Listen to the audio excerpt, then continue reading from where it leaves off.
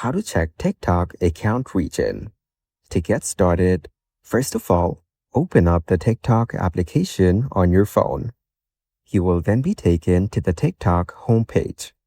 Here, you can explore and view TikTok Reels. On this page, go to the bottom right corner and tap on Profile.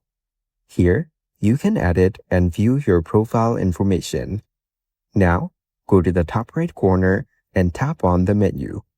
After that, go to Settings and Privacy. Here, you need to select Account. Then, go to Account Information.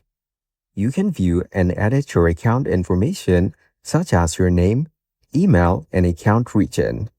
You can change your account region from here if you want. Your account region is initially set based on the time and place of registration. Following these steps, you can easily check TikTok account region.